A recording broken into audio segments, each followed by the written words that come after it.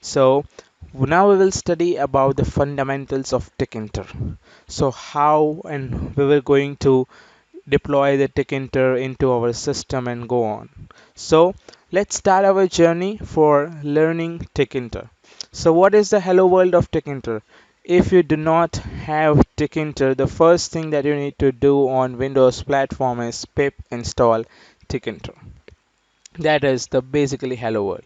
If you are working on Anaconda platform or Anaconda IDE, you need not to install this. That would be might already be installed.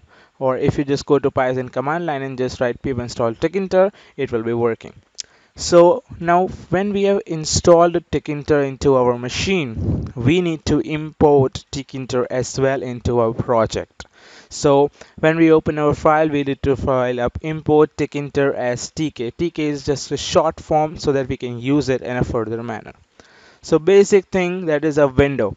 What we have application. Assume that we are working on a mini swapper or some solitaire application. It has a window screen where you can view the actual program. So window is created from the tk.tk code.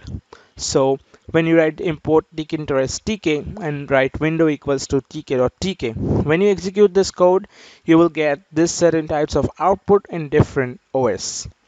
So, so now